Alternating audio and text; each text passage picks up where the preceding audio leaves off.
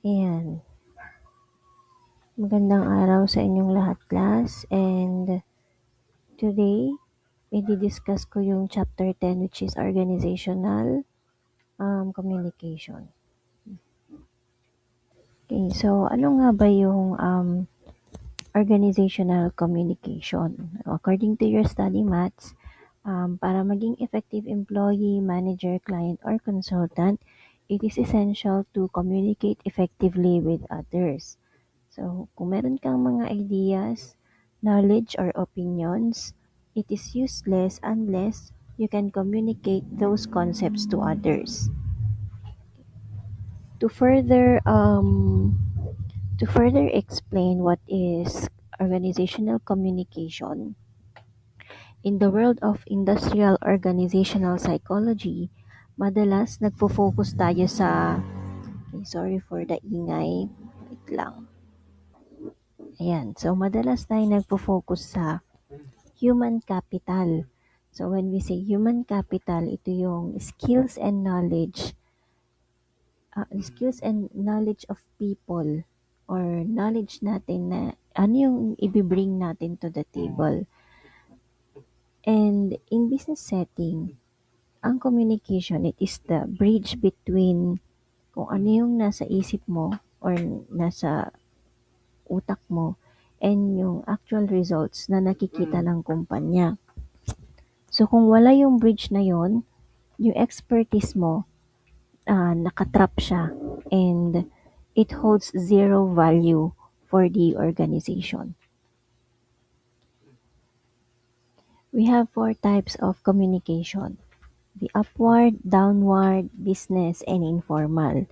So, para meron lang kayong quick idea kung paano nangyayari to, kapag sinabi nating upward, so start kayo sa empleyado pataas sa CEO. Kapag downward naman, management to employees, pababa siya. So, pinakamataas pababa. Kapag business naman, work-related information. So, within the organization. And kapag informal, grapevine network, sanga-sanga siya. Isa-isahin natin yung upward, downward, business, and informal. Okay. Sa upward communication, communication within an organization in which the direction of communication is from employees up to the management. Sabi ko kanina, pababa, papunta sa taas. And to give you further information about upward communication, ito yung isipin niya siya as bottom to top flow. Ito yung information na nagta-travel from frontline workers, for example, receptionists, up to the bosses, supervisors, manager, and executives, yung CEO, yung mga yan. So, importante ang upward communication kasi binibigyan yung empleyado ng boses. Kapag wala ang upward communication, um, yung management is blind and hindi niya alam kung masaya ba yung mga empleyado niya or yung proseso ba is intact pa din or broken na. Okay? So, for example, para siyang course evaluation. So, you as the student, you will give feedback sa aming mga instructor. And kayo yung mga entry level na employees sa university, kasi students nga kayo yung bottom line. So, you are sending information up doon sa pinaka-mataas. Kapag nag-evaluate kayo sa amin, evaluate nyo ang mga instructors ninyo, you are sending messages kay VP ACAD na sinasabi ninyo na depende kung anong rate nyo, 5 stars ba, 1 star, 3 stars, ganyan. Diba sa end ng evaluation, may mga nilalagay kayo doon na ano yung mga comments ninyo or suggestions, ganyan. And then, makakarating yon kay VP ACAD. Kaming mga instructors, may mga sinasabi pero hindi namin alam kung sino yung nagsabi nun. Makikita na lang namin ay yung 5 stars, 3 stars, ganyan. Or naka-ano na siya, number na siya.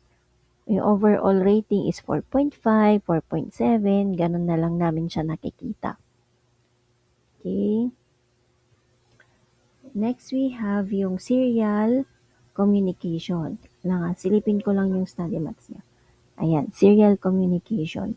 Ito yung relay ng information na pinapasa from one person to the next pero in a specific order.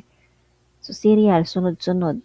So, from employee papunta kay supervisor, supervisor to manager, manager to an executive, executive to CEO. Yan. It matters, serial communication matters because pinoprotektahan niya yung tao doon sa pinakamataas or the CEO from being overwhelmed ng super super dami na data. Para siyang filter. Para kapag yung boss nakarating na sa kanya yung message, nakukuha na lang niya kung ano yung pinaka-importanting information. Highlights na lang, kumbaga. Okay? So, para siyang telephone. Kapag yung isang tao, nag-whisper siya na bumulong siya ng sikreto sa isang tao, it travels down the line.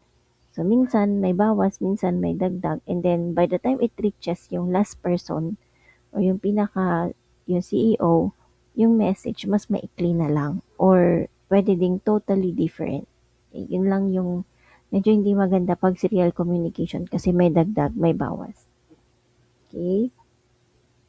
Next, we have the mom effect or minimizing unpleasant messages. Yung mga chismis, ganyan. Kailangan nating i-minimize. Sa serial communication, 'di ba sabi ko hindi siya maganda kasi madalas nagbibigay tayo ng bad news doon sa mga boss natin. And as a result, nagkakaroon ng sugar coating minsan doon sa message as it moves up papunta kay CEO. So the more people na nagpapasa ng message through serial communication, maraming details ang nawawala. Yung importanteng details minsan napapalitan, minsan naaalis siya. So, the rule of thumb, pagdating sa serial communication, kailangan ah, kapag magpapasa ka ng message is shorter, simpler, and more standard. The further they travel, mas yung mga pinaka-importanting messages na lang yung nare-receive. Okay? Facilitating upward communication. Bago ako mag-proceed dito sa facilitating upward communication, I would like to add yung communication channels. Ano nga ba yung mga communication channels? So, according to your study mats, it is the medium by which a communication is transmitted or kung paano na ipapasa yung message. So, dati, ang ginagamit noong unang panahon, mga telegram, sulat, ganyan. Pero ngayon, nasa technology era na tayo. We use telephones, cellphones, computer, email, mga ganyan. Hindi na gaano uso ang fax at saka mga beepers. Okay, another way to communicate your message is by proximity. Yung katabi mo. Okay, physical distance between people. Pwedeng yung katabi mo or yung nasa likod mo or nasa harap mo. You can relay the message to them and then bahala na sila magpasa sa proximity din nila. Yeah, ano yung mga other methods to facilitate upward communication? First online, we have the attitude surveys. Okay, so sa attitude surveys, ito yung kilala as the annual check-up sa company. Ito yung formal way of asking everyone sa company kung kumusta sila. So this is given annually, in short, once every year. Ang attitude survey class para siyang malaking report card na binibigay sa mga empleyado para i-grade yung company, yung sahod, yung mga boss, yung safety nila sa company. Yun. And kailangan class sa attitude surveys, merong integrity, merong honesty. Kasi minsan may mga management na tinatago nila yung bad results. Ang sinishare lang nila is yung good results. Kapag nangyari yun, syempre, magkakaroon ng trust issues yung mga employees. And hindi na sila parang, yari, nagbigay ka ng information, hindi na sila maniniwala kasi you have broken their trust. Imagine, example, kayo as students, you evaluate your instructor. Kunwari ako, and binigyan niyo ako ng low rating. Pero binigyan niyo ako ng high rating sa ibang ah, ay ibang variable. For example, mataas ang rating niyo sa akin when it comes to dress code, mga ganyan. Ngayon, ang sasabihin lang ng university or ang ipaparating lang niya sa mga tao kapag dito, i-reveal na yung result is yung good lang. Si Miss Barrientos, she was rated by her students 90% in dress code, in wearing proper attire while teaching in her classroom. Pero hindi nila sinasabi na ang mga students ko, binigyan nila ako ng mababang rate sa attitude, mga ganyan. Puro good lang ang nilalabas nila. So, 'di ba kapag ganun ang sinasabi, nakakainis, 'di ba? Kasi nagkakaroon ng pagiging unfair. Kaya napaka-importante kapag magsasabi ng results or when conducting attitude surveys, kailangan honest kayo as HR. Hindi lang laging good ang sinasabi, dapat balance. Okay, next is focus groups or saan na yung kwan nyo, study mats nyo? Focus groups and exit interviews. Okay, magkaiba tong dalawang to ha. Kapag sinabi nating focus group, ito yung small group siya. Tapos meron siyang consultant and nagkakaroon ng brainstorm. Example, si isang tech company, napansin niya na lagapak ang productivity ng mga employees. Ang gagawin nila, kukuha sila ng siguro mga 10 empleyado or coders, ganyan. And then, tatanungin sila, ano nga ba ang problema? Bakit naging mabagal ang production natin? Okay, so malalaman nila ngayon na ano ang dahilan kung bakit may hindrance sa pagkakaroon ng mas mabilis na productivity. And hindi lang 10 coders ang kasama sa focus groups. Dapat may kasama silang either supervisor or manager, ganyan. And they will brainstorm. So, if focus groups is something na survey siya at the same time para siyang open forum. Okay? Exit interviews. Okay? Ito yung para sa akin, ang tawag ko dito, break-up talk. Kasi pag magre-resign sa isang company, merong exit interview. Kunyari, magre-resign ako sa UCU, nag-file ako resignation, tapos si HR, mag-schedule niya ako for exit interview. Tatanungin niya, Miss Barrientos, Ma'am Barrientos, bakit ka magre-resign? What are the reasons why you are leaving UCU? Tapos yun, sasabihin ko sa kanya, kasi po, ito, ganyan, ganyan, ganyan. Yan, okay? Gets nyo naman siguro ang exit interviews. Aalis na. So, kailangan you as an employee and also you as an HR, magkakaroon kayo ng clear communication or meron kayong closure, kumbaga, sa relationship para maayos ang paghihiwalay. Okay? Humuhugot pa talaga. Next is suggestion boxes. Yan. Actually, dalawa sila. Tingnan ko yung study mats. Yan, suggestion box or complaint boxes. Kaiba kasi ang suggestion sa complaint. So, magkaiba din silang dalawa. Pero ang whole concept ng mga boxes na to, parang instant vent siya. Doon mo i-rant yung mga gusto mong i-rant. Doon mo i-vent out yung mga gusto mong sabihin. So, para lang siyang box. Makikita niyo siya. Actually, meron siya sa faculty. Yung box na kulay brown doon. Then, i-drop nyo doon yung note nyo or yung comment nyo, pero anonymous kayo. Ang advantage kasi ng suggestion and complaint boxes, merong anonymity, hindi kayo makikilala. So dito naa-allow yung isang tao na sabihin lahat ng gusto niyang sabihin na hindi siya natatakot na mapagalitan or matanggal sa trabaho. Pero ang disadvantage of having suggestion and complaint boxes, nandun lang siya. Hindi siya pinapansin, hindi siya binubuksan, hindi siya binabasa, and dahil doon nabubulok lang, naiipon lang yung mga complaints doon or suggestions and walang improvement na nangyayari. Next is third-party facilitators. Okay. Third party, ibig sabihin, this is possible na kukuha tayo ng tao sa labas ng company. Ang mga third-party facilitators, sila yung mga tao na they bridge the gap between yung big boss and yung mga employees. For example, ito yung mga liaison officers.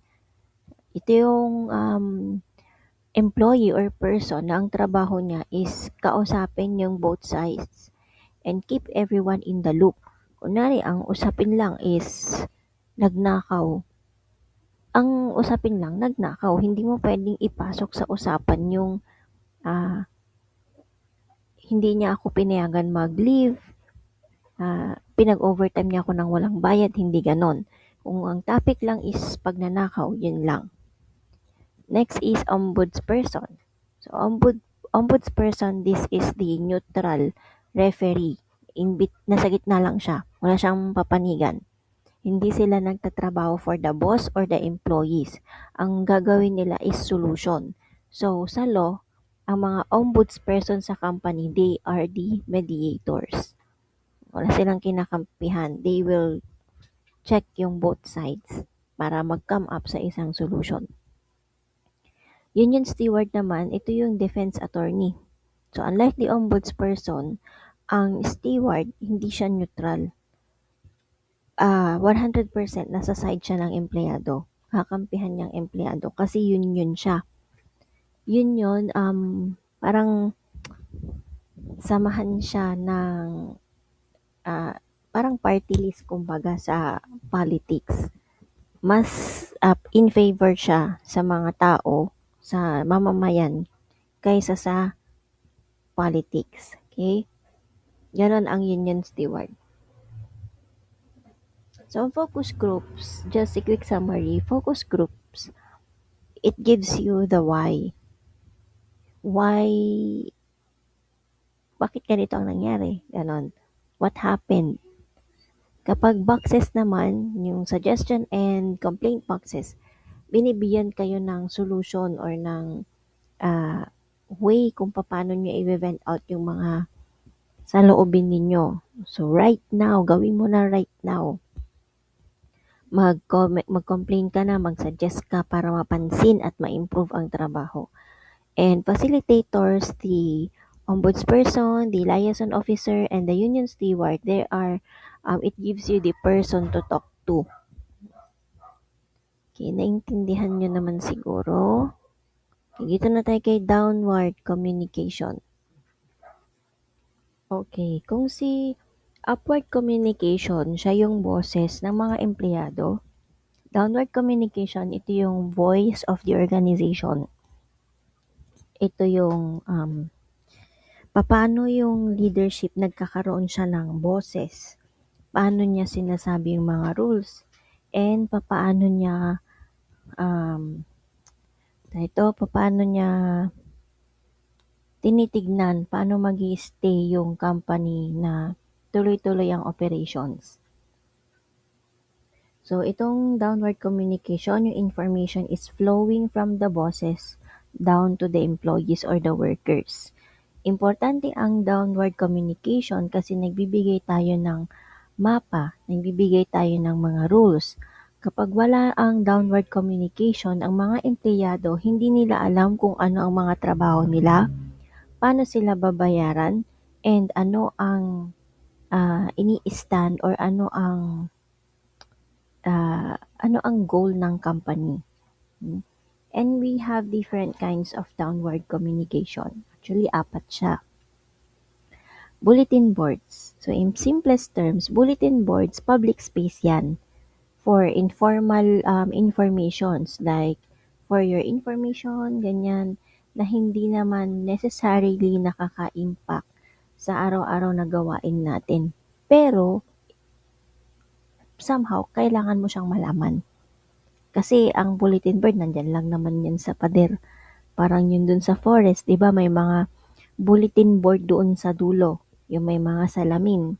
May mga nakapaskil doon, pero hindi naman siya totally pinapansin unless napatambay ka sa bulletin board and then tiningnan mo siya, may mga nabasa ka, at least kahit papaano meron kang information na nakuha. And another is policy manuals, tama ba yan? Policy manuals and employee handbook. So magkaiba ang policy manuals at employee handbook. Okay, wait lang ah. Actually, type siya ng company manual. Pero magkaiba siya. Okay, wait lang. Ang policy manuals, they are the legal law books of the company. Pati yung employee handbook actually. Pag wala yun, hindi mag-exist um, yung company mismo kasi wala tayong sinusunod na batas. Okay? Ang policy manual, lagyan natin ng comparison. Ang policy manual, makapal yan, malaki, at saka very detailed. For example, you are not, an employee is not allowed, any employee of the company, regardless of the position, parang ganon, is not allowed to do business outside the company without informing the executives or the HR, parang mga ganon. Kapag employee handbook naman, short lang siya, parang mga pasimple-simpleng notes lang siya. For example, tardiness of 30 minutes, ay 3 consistent tardiness of 30 minutes is, ano ito, will be ilan ba ang parusa ng, hindi, will be subject for written explanation for your first violation. Second violation, kung hindi siya written explanation, written reprimand. Pag second violation, pwedeng for 1 day suspension. Third offense will be 3 days suspension, and fourth offense will be for termination or suspension, mga ganyan. So, ang content ng policy manual, every single rule ng company, mapa-technical man yan, nandun lahat. Pag employee handbook, yung mga general rules na, ano yung mga benefits mo as employee, mga ganon. And, ang policy manual, legally binding siya. So, pwede siyang pwede siyang magamit sa korte. While employee handbook, general guidelines lang siya. So, kailangan yung malaman na itong mga manuals na to are written by lawyers para maprotektahan ang company. Pero doon sa mga policy manuals and employee handbooks na to, laging may disclaimer yan. And sasabihin niya na we can change these rules whenever we want. And just because you have this handbook, it doesn't mean you have a guaranteed job forever. Parang mga ganon. Okay, para siyang syllabus. Yun, sa inyo mga students, syllabus siya or university catalog naman. Yun yung policy manual. So, ang employee handbook ninyo as students is the student handbook ba yun? Basta yung nasa portal nyo, makikita nyo doon. Nakalagay doon yung mga ilan ang grade if you are running for cum laude, ilan ang kailangan mong ma-maintain na grade, tapos ano yung mga parusa kapag ganito ganyan. Yun. So, it contains every single rule about credits, probation, ano pa ba, contracts and so on na pwedeng gamitin for legal dispute or pwedeng gamitin sa korte. Newsletters. So, ito yung regular update na madalas ginagamit to make people feel good about where they work. So, may tatlong B ang newsletters. Babies, birthday, and ball game scores or puro laro. So, joke actually siya sa HR. Pag sinabing 3 Bs, mga ano na yan, newsletters. So, ang newsletters, it's not about work, but it is about morale. So, sineselebrate yung mga employees behind yung mga success nila, ganon. Mhm. Example ng newsletters is congratulating someone na nanalo sa ganitong event or birthday ni ganito. Ano pa ba yung ginagawa sa Psychsoc? May mga pa-post-post ng birthday, yung mga nanalo sa Scribe, yung mga achievements ng mga officers, achievement ng mga instructors, ng mga students, ganyan, newsletters. Intranets, the digital everything. So this is a private internal website just for employees. So modern siya and modern modern siya na nagamit sa company and it replace all other methods. Actually, na-experience ko to sa Alorica kasi we do not use internets or we do not use websites na hindi ay na accessible to the public. Like for example, Google. Diba ang Google is accessible sa public. Ang mga intranets, for example ako nun, ang account ko is UPS Logistics.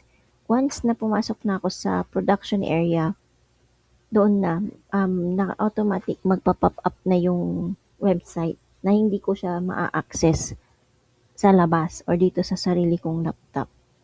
Okay? So, ang intranets, it's a one-stop shop. So, instead of finding a physical bulletin board, magla-login ka lang, makikita mo na dun yung mga announcement. So, ang intranets, excuse me, nandito yung mga frequently asked questions like, paano ko i-reset yung password? Sino ang lalapitan ko kapag gusto ko mag-file ng leave? Ganyan.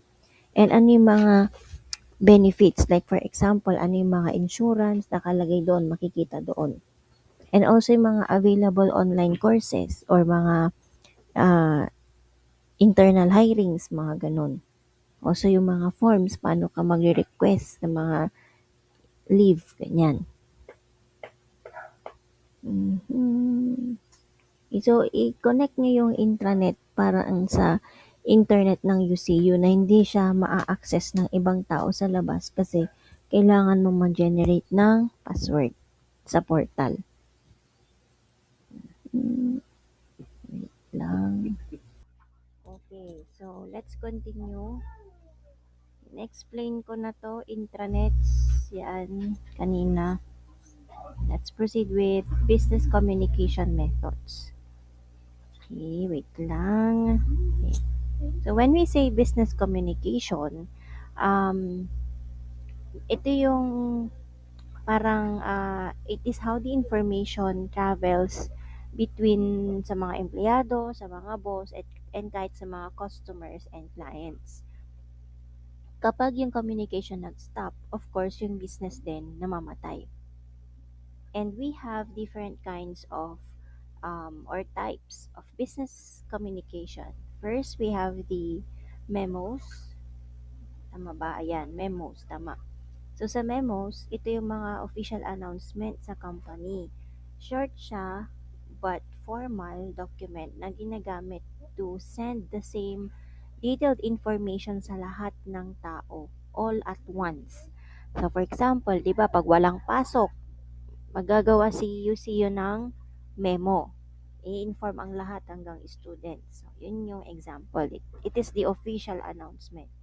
So, memos are serious and documented dapat. Bakit natin ginagamit ang memos? Kasi it ensures everyone gets the exact same na information and pwede nila itong magamit for future reference. So, for example, magba-backtrack tayo, especially sa attendance niyong mga students. Sabi ko, hindi ka pumasok nung April 2. Ma'am, ano yun? Holiday, may memo CU, mga ganon. Pwede natin siyang magamit. Next is telephone calls. So, ito yung real time na communication na kung saan, alam nyo na to actually, real time na communication na kung saan maririnig natin yung sinasabi nung isang tao on the other line. Naririnig natin yung tono pero hindi natin nakikita yung muka. So, hindi natin nakikita ang facial expression. Ang advantage ng telephone calls, um, malalaman mo kasi kung may nagjo-joke, may galit, or stress, just assessing the sound of their voices. Kaya lang, minsan, hindi kasi siya, parang wala tayong receipt. Kumbaga, wala tayong resibo, especially if nagkakaroon ng disagreement between two parties, hindi natin siya ma-verify na, or hindi natin ma-justify, for example, na, ay, hindi ka pumayag sa akin na ganito ang gagawin ko. And then sasabihin nung other party, sabi mo nung tumawag ako sa'yo, ganito, ganyan. So wala kang proof kumbaga. Yun lang ang disadvantage ng telephone calls. Another type of business communication is email and voicemail. Actually, voicemail, uso pa ba to? I think hindi na. Email is oo. So, ang mga email and voicemail, ito yung mabilis, it is quick, efficient, to send info na walang paligoy-ligoy, ganon. So, emails are permanent records and maganda siya na gamitin for communication, especially kung very formal ang pinag-uusapan kasi meron kang basis. For example, may nag-send sa'yo na email and then nireplyan mo. And then yung kapalitan mo ng messages sa email, nag-reply ng per my last email, I have mentioned that ganito, ganyan, ganyan. So, para lang meron kang proof na sinabi mo yon, magandang basis ang email. Bukod dyan, magandang gamitin ng email kasi meron siyang timestamp. Unlike sa real-time timestamp. Unlike sa telephone calls na tumawag lang, boses lang ang basehan. Pwede din naman siguro sa cellphone, ganun, may timestamp. Kaya lang, parang for me, no, mas maganda yung email kasi nandun na yung conversation, mababasa mo, at the same time, may timestamp. At nandun pa yung email address. So, ang danger lang pag gumamit tayo ng email is, hindi mo nakikita yung tao, pero, anong tawag nito, hindi mo maramdaman yung tone of the message, kung galit ba siya or hindi, mga ganyan. So, di mo siya na-assess through voice. Pwedeng na-assess mo siya doon sa paano niya sinulat yung email, pero wala kang kasiguraduhan. Another, wait lang, another is, saan na tayo? Double check ko lang yung study mats. Okay. And meron drawbacks pagdating sa sa email, no. Wait lang So doon sa drawbacks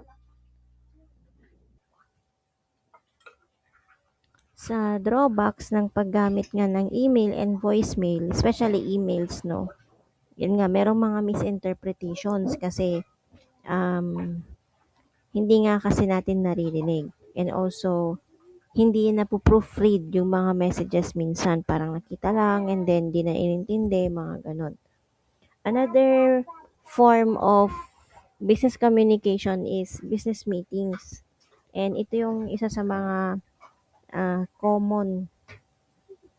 Common siya kasi it gathers everyone in one room. Pwedeng virtual yan, pwedeng face-to-face yan, para magkaroon ng coordination. We do business meetings kasi we get everyone on the same page and mas mabilis yung decision making. Next is, saan na tayo? Office design. Okay, importante ang office design to facilitate employee communication. Dapat dapat maganda ang pagkaka-layout sa mga offices including lahat, physical walls, yung upuan, kumbaga ergonomics ba, yan. Eh, wait lang. So we have different design types of office design. First, we have the freestanding design. Malaki lang siyang room, wala siyang walls, pero meron siyang mga mesa. Parang faculty ng site. And effective ang communication kasi maraming daldalan, pero wala nga lang privacy and masyadong maingay. Kasi wala nga siyang harang. Pag uniform plans naman, merong row of cubicles na meron siyang dividers. Ano ba example nito? Example is sa accounting. May mga dividers, yan. And dahil doon may private space. Pero parang may maze. Pag tumayo ka, makikita mo parang may mga maze. Parang box-box siya.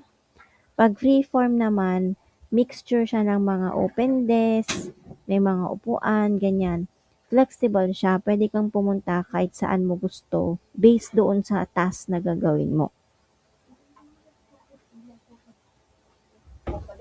Okay, dito na tayo sa informal communication. Sa informal communication, ito yung conversation na nangyayari outside ng mga official emails and meetings, ganyan.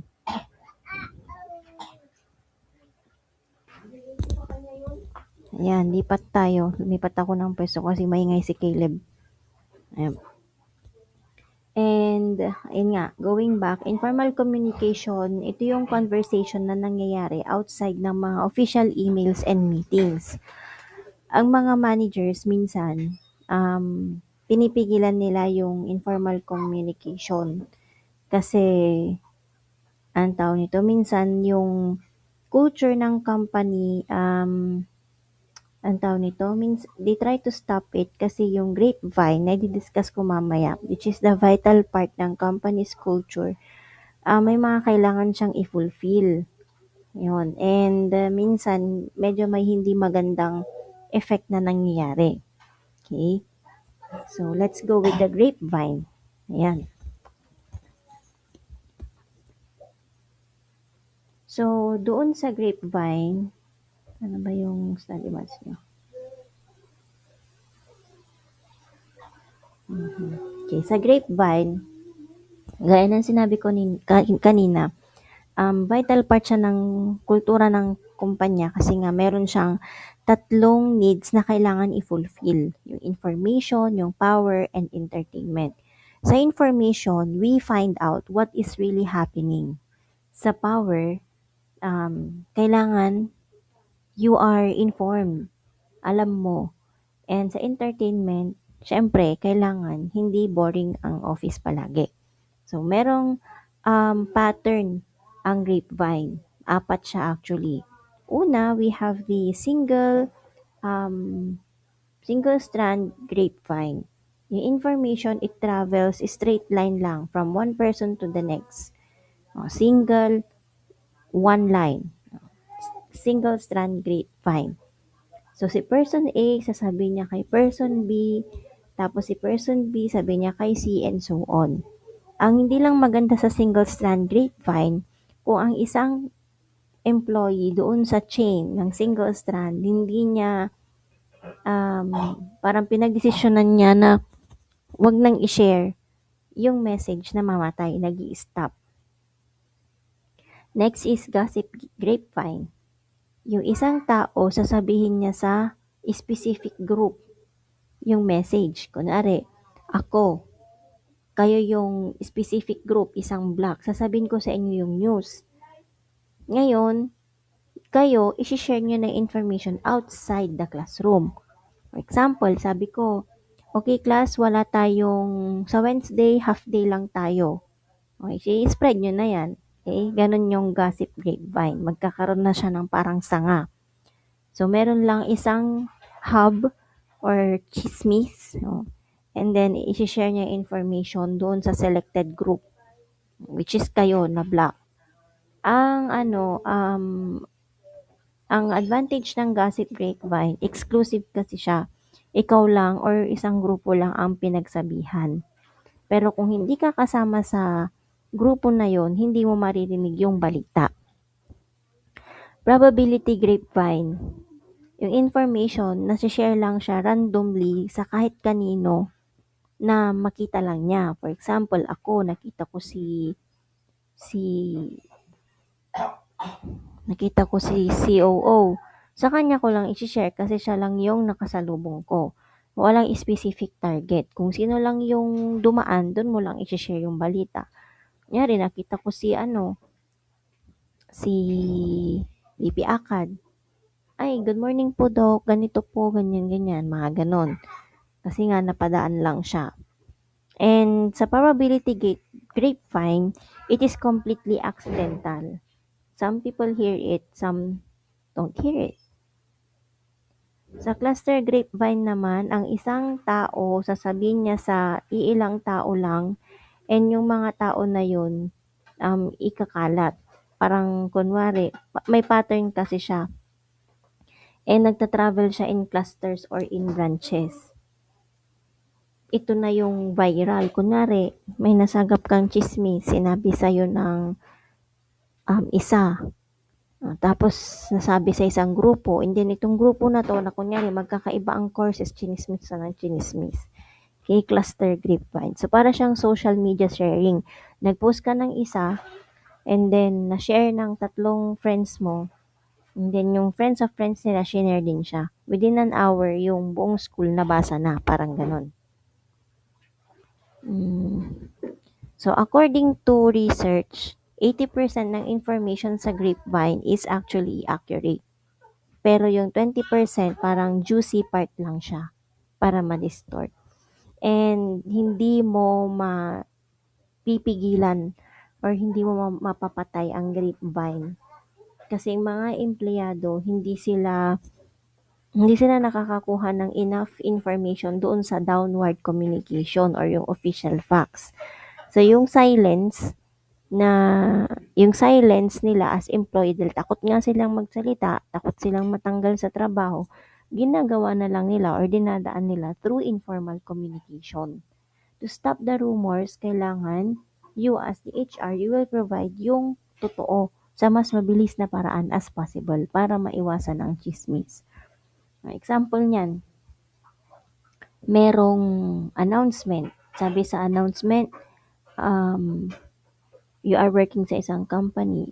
Okay, everyone, we regret to inform you that due to the increasing prices of oil and also other necessities, our company has decided to lay off some employees. O ngayon, yung mga employees, syempre empleyado sila eh. Hindi naman sila ganun kataas. Hindi yan sila magre-react. So, merong silence na nangyayari. And sa silence na yon, no, nagkakaroon ng informal communication. Okay, ganun siya. Sorry, maingay. Ang ingay-ingay. Ayan, nasan na tayo? Okay, ganun yung example. So, para ma-stop yung rumor, yung company, magsasabi yan na, okay, if you have questions or inquiries, you may feel to drop by our office to address your concerns, mga ganon. And also, magbibigay na ng mas makatotohanan na information para maiwasan yung pagchichismis.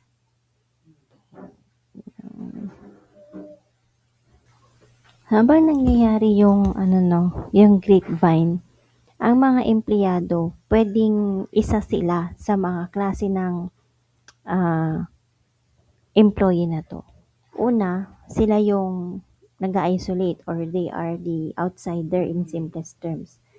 So wala sila sa loop, wala sila dun sa chismis. Parang may narinig lang sila pero hindi na nila alam yung whole story. Parang hindi sila interesado ganon. Parang hindi siya nagjo-join. Okay, outsider siya. Excuse me. Next is liaison. Ito yung influencer. Sila yung tulay. Maririnig nila lahat and sisiguraduhin niya na lahat din maririnig. Parang kailangan malaman. So, in short, chismosa. Hindi siya influencer. Kapag dead ender naman, ito na yung sa kanya nakarating yung message, hindi niya nasasabihin. Narinig niya lahat, pero wala nang lalabas. Kung ano yung narinig niya, hindi niya na ipapasa. So, usually, tayo, we can either be the isolate or the outsider, the liaison, or the dead ender. Ano ang pinagkaiba ng gossip versus rumor? Sa casual conversation kasi may mga ginagamit tayong words na napapalit-palit natin. But in a professional setting, ang gossip at rumor, meron silang psychological purposes. Pag sinabi kasi nating gossip, ito yung tea or spill the tea, parang ganon. Chismis mo na, ichika mo na. So dito yung mga tao, yung mga private lives nila pinag-uusapan. And hindi siya actually nagmamatter sa success ng company. Insignificant ang gossip kasi hindi mo pinag-uusapan kung ano yung ginagawa mo sa trabaho, but you are talking about private lives of other employees, which is hindi maganda. In short, ang gossip is for entertainment. Kapag rumor naman, ito warning siya. May mga information siya na pwedeng makaapekto sa buhay mo or sa trabaho mo. Ang purpose ng rumor, um, it is for the employees to make sense ng isang confusing or scary na situation. Kapag silent ang management, yung rumors will grow para i-fill yung gap na yon, yung silence na yon. For example, narinig ko yung ano daw, yung itong kumpanya natin, hindi nila nakuha yung malaking kontrata. And dahil doon hindi tayo nanalo sa bidding ng contract, magle-lay off sila ng 20% ng staff next month. So, significant ang rumor kasi yung information, it matters. So, ikaw na empleyado, mag-iisip ka na agad, hala, baka isa ako sa ma-layoff or matanggal. Maghanap ka na ng trabaho. So, yun yung pinagkaiba ng gossip at rumor. Pag gossip, private life ang pinag-uusapan mo na hindi makakaapekto sa trabaho mo o sa buhay mo. Pag rumor, it will affect your life and your job. Okay. Interpersonal communication. Ito yung micro-level ng organization. Kung ang grapevine or ang newsletters tungkol siya sa whole group, ang interpersonal connection ay communication, one-on-one siya. Parang ako at isang tao nag-uusap. So, meron tayong 3 problems sa interpersonal communication. Wait lang. Yan. Tama, 3 nga.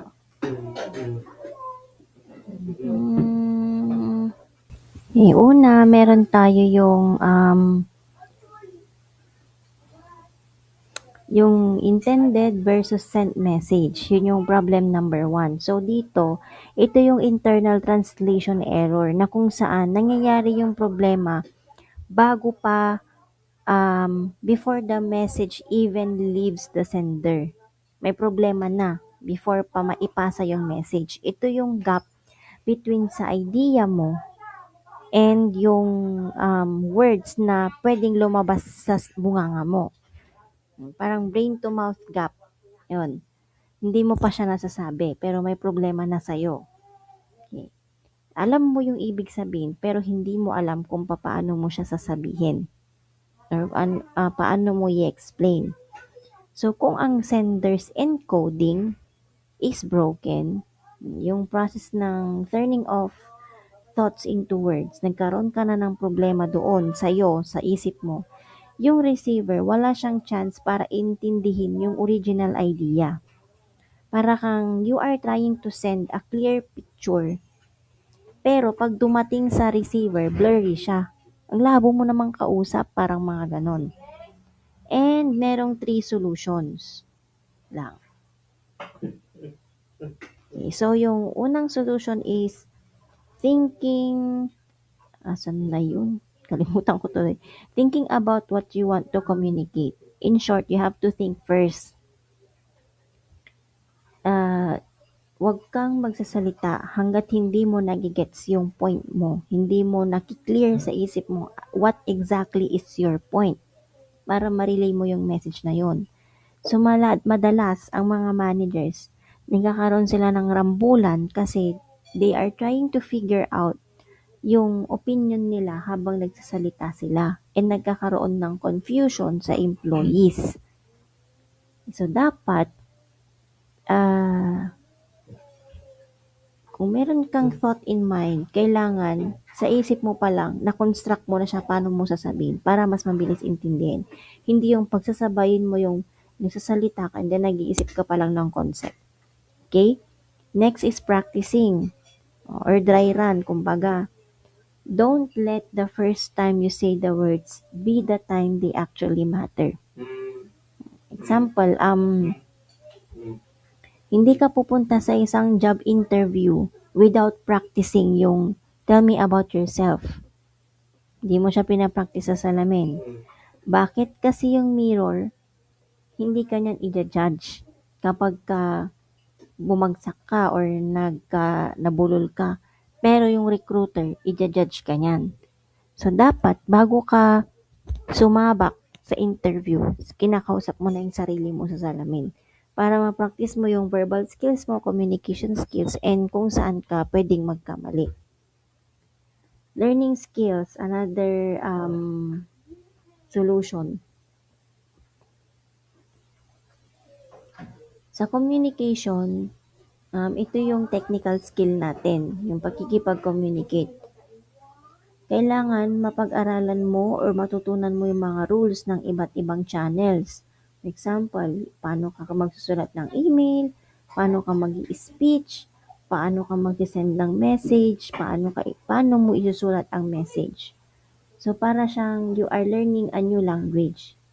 So, meron kang intention to be friendly, pero hindi mo alam gamitin yung tamang vocabulary. So, dahil hindi mo nga alam yung vocabulary, possible, may masasabi kang hindi maganda. Okay, wait. Ayan.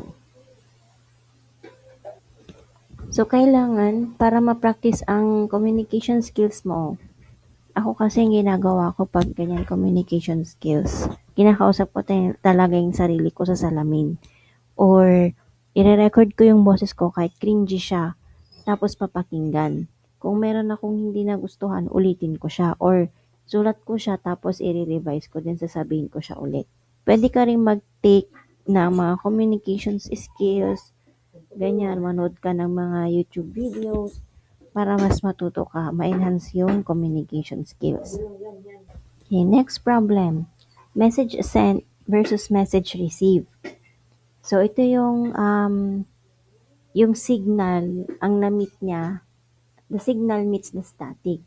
So, kahit na meron kang perfect message sa isip mo, pero once na lumabas yung message na yan, and nakikinig na yung taong pagsasendan mo ng message, pwedeng magkaroon ng warp bago pa niya fully ma-receive yung message. For example, meron tayong meron tayong 5 filters doon sa problem 2, message sent versus message received.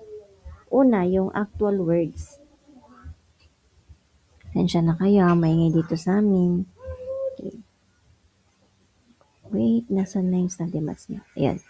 Actual words. Words are like tools. So, if you use the wrong word, pwede mong ma-break ang isang parang thought. Yan.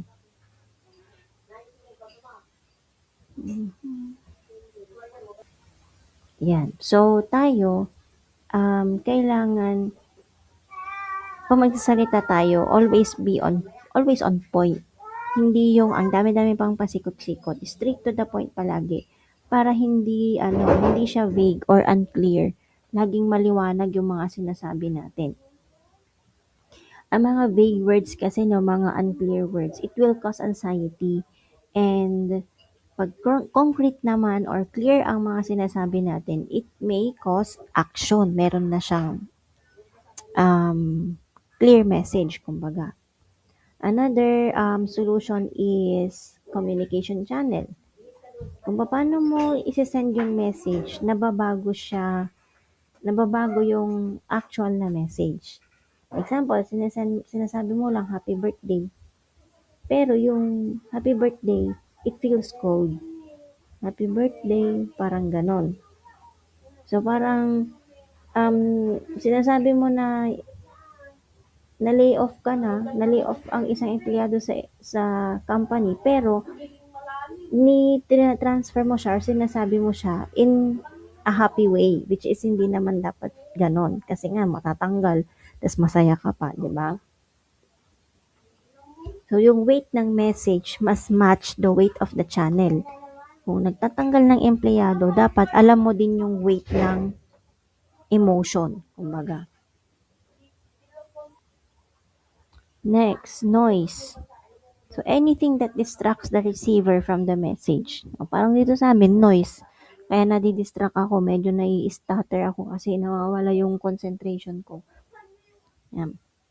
Physical noise, psychological noise, technical noise, it distracts the receiver of the message. Parang kayo yung receiver ng dinidiscuss ko ngayon.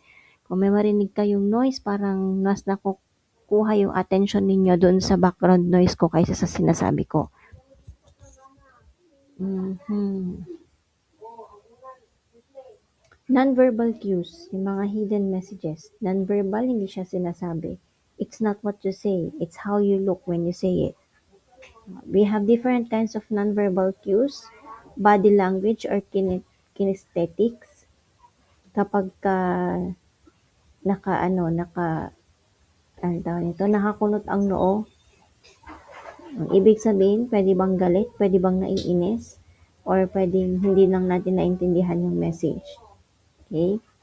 Another is use of space or proxemics. So sa isang opisina, ang isang empleyado with the most authority, usually siya yung may biggest desk and the most personal space. And kapag ka ang boss, tumabi siya sa isang empleyado or they are entering the intimate zone, mafe-feel ng empleyado na they are threatening or they are aggressive. Kunyari, tumabi na. Ganyan. Uy, Tiffany, parang ganun. Parang ikaw na empleyado, parang it's your personal space. Tapos pumapasok siya sa space mo, parang hindi ka comfortable. Okay? That is one of the non-verbal cues. Or pwedeng pumapasok yung boss doon sa space mo kasi pwedeng meron siyang importanteng sasabihin sa'yo na it may affect you.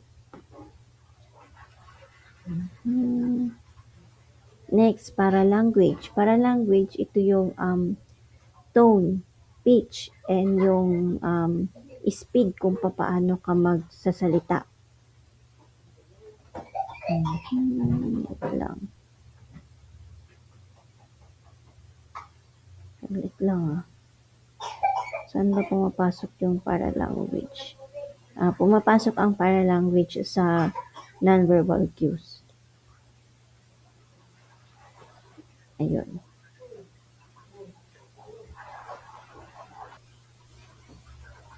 Ito na siya. Yung mga non-verbal communication, na-discuss ko na siya. Also, artifacts, yan. Yung mga display sa tawag nito, sa office, yung mga important details or information, parang yung dun sa office, sa faculty, makikita nyo yung mga pumasa ng psychometrician board exam every year. Yun. Pwedeng makatulong yun for non-verbal communication. So, stop ko muna dating recording, no? Itutuloy ko siya sa information overload if I'm not mistaken. Ay, hindi. Doon sa major spatial distance zones. Yan. Yung intimacy, personal distance, social distance, yan. Itutuloy ko siya. Okay. So, see you later.